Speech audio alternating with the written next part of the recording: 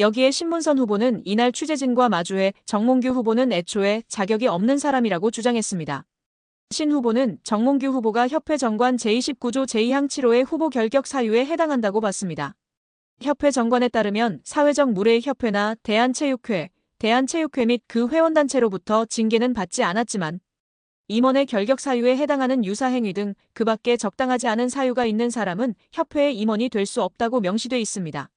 신문선 후보는 정 후보가 문화체육관광부에서 발표한 협회 특정감사에서 중징계 문책 요구를 받았다는 사실을 짚으며 정 후보는 대한축구협회장 선거 후보자 자격이 없음을 스스로 인정하고 더 이상 회장 선거가 파행되지 않도록 결단 내려달라 요구한다. 협회는 중앙선관위 위탁이 되지 않는다면 선거가 투명하고 공정한 절차로 진행되도록 축구계가 인정하는 객관적이고 중립적인 인사들로 선관위를 재구성할 것을 요청한다라고 외쳤습니다.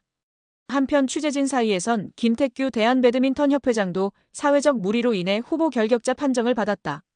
정몽규 회장에게도 같은 판정이 나와야 한다고 보는지라는 질문이 나왔습니다. 이에 신문선 후보는 국민들을 대상으로 누가 더 사회적 무리를 빚었나라는 여론조사를 해보자. 여론조사를 한다면 아마 정몽규 후보가 23배 정도 높을 것이다라고 꼬집었습니다. 또 신문선 후보는 만약 정몽규 회장이 당선된다면 문체부가 승인할까라고 되물으며 결국 검찰 수사 과정까지도 치닫지 않겠느냐라는 생각이다. 지난 12년 동안 협회를 이끌면서 작은 흠결이 있지만 명예스럽게 떠나는 모습도 기대하고 있다라고 전했습니다. 한편 신문선 후보는 허정무 후보와 마찬가지로 이번 선거를 중앙선거관리운영회에서 맡기를 희망하고 있습니다. 신 후보는 만약 중앙선거위에서 진행한다면 공정하고 투명한 선거가 진행될 수 있을 것이라고 내다봤다. 다만 위탁할 수 없는 돌발 상황이 발생한다면 어떻게 공정한 선거위를 새롭게 꾸밀지 검토 후 추가 입장을 밝히겠다고 예고했습니다. 여기에 대한축구협회가 신청한 특정감사 재심의가 기각됐습니다. 이에 따른 감사 후폭풍이 시작될 것으로 보입니다.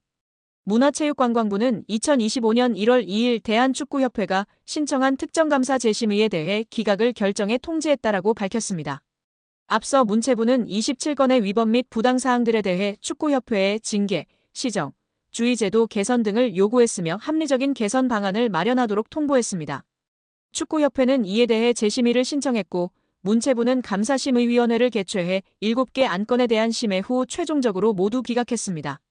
재심의가 받아들여지지 않으며 축구협회는 한 개월 내 징계에 대한 징계 의결 뒤 결과를 통보해야 하며 제도 개선이나 시정 조치에 대해서는 2개월 내에 문체부에 알려야 하는 상황입니다. 문체부는 최종 감사 결과 발표 당시 감독 선임 과정, 징계 축구인 기습 사면 및 철회, 천안축구종합센터 건립보조금 허위 신청 등에 대한 책임으로 자격정지 이상 중징계를 요구했습니다. 더불어 문체부는 김정배 부회장, 이임생 기술총괄이사 등에게는 홍명보 현 국가대표팀 감독 선임 과정에 책임을 물어 자격정지 이상의 중징계를 요구했습니다.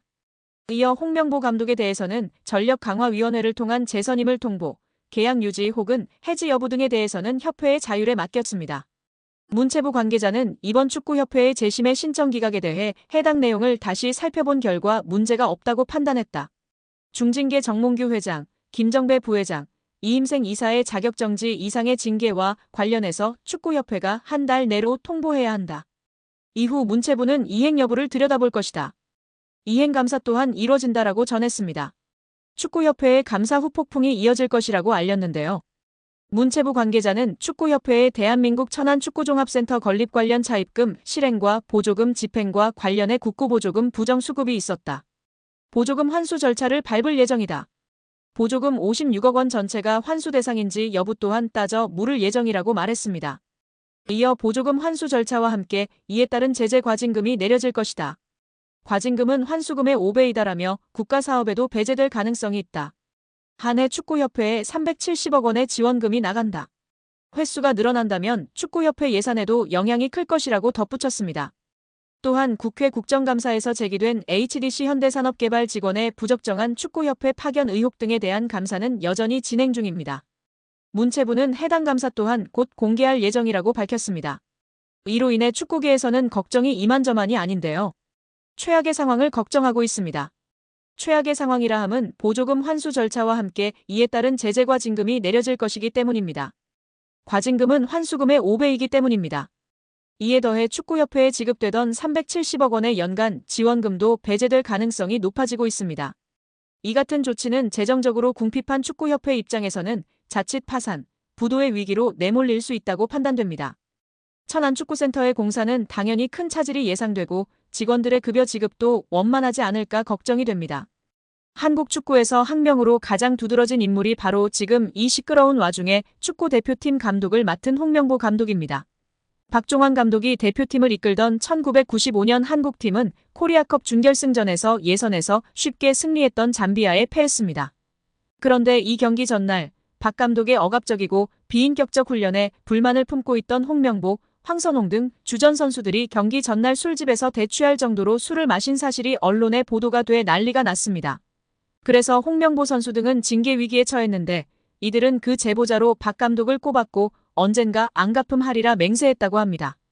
다음해 아시안컵 8강대 이란전에서 한국은 6대2로 참패하였습니다. 유례를 찾기 힘든 처참한 패배입니다. 특히 전반에 2대1로 앞서고 있었는데 휴식 시간 라커룸에서 무슨 일이 있었는지 후반에만 연속으로 5골을 먹은 것입니다.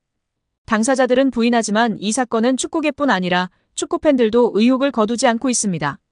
박 감독은 결국 감독에서 물러났고 당시를 회상하며 자살까지도 생각했을 만큼 개인적으로도 충격이 컸다고 했습니다. 한국이 참패를 당하자 국내 언론들은 11회를 이끌고 있는 홍명보가 태업을 이끌었다. 박종환 감독을 끌어내리기 위해 선수들이 태업을 했다라는 등의 뒷말들이 나돌기는 했지만 끝내 참패 원인의 진실은 밝혀지지 않았습니다. 당시 한 언론은 홍명보 선수가 과학적이고 체계적으로 지도하는 감독을 원한다며 스파르타식 훈련을 고집하는 박종환 감독에게 노골적인 반기를 들었지만 누구보다도 체계적으로 지도했던 아나톨리 비쇼베츠 전 감독에게도 노골적인 불만을 터뜨렸다고 전했습니다. 조중현 당시 KBS 해설위원조차 홍명보가 선수로서의 본분을 망각한 것 같다. 옛날에는 감독의 그림자도 밟지 않았는데 어쩌다 이 지경이 됐는지 모르겠다고 개탄했다고 합니다. 하석주 전 전남 감독은 최근 언론 매체 오센과의 인터뷰에서 11회는 그냥 봉사단체다. 내가 회장을 맡고 있다. 라고 밝힐 뿐 특별한 이야기는 하지 않았었습니다. 선수들을 완전히 장악한 감독은 아마 거스 히딩크 감독이 유일할 것입니다. 부임 후 선수들을 지켜본 후 그는 자신의 스타일과 맞지 않는다며 이동국 선수를 대표팀에서 탈락시켰습니다. 이동국 선수는 당시 대표팀 부동의 스트라이커였습니다. 난리가 났지만 히딩크 감독은 꿈쩍 않았습니다. 이동국 선수가 한 방에 날아가는 것을 보고 당시 건방이 하늘을 찌르던 대표팀 선수들은 정신을 번쩍 차렸습니다. 긴 머리 휘날리던 테리우스 안정환 선수는 머리를 자르고 뽀글이 파마를 하고 트레이닝 센터에 나타났습니다. 이는 히딩크 감독이 레알 마드리드 등 명문 유럽 프로팀의 감독이었고 직전 월드컵에서 한국팀을 5대0이라는 처참한 스코어로 지식여버린 네덜란드 팀의 감독이었기에 가능한 일이었습니다. 그런데 지금 월클 반열에 오른 손흥민과 차기 월클 이강인, 바이에른 민헨의 김민재 등이 즐비한 한국 대표팀입니다. 고작 K리그 선수빨로 우승 몇 번 한 감독이 자기가 최고라고 자부하고 있는 상황 속에서 과연 어떨까요? 제대로 된 절차도 밟지 않은 낙하산 감독인 주제에 선수들이 너무나 불쌍할 따름입니다.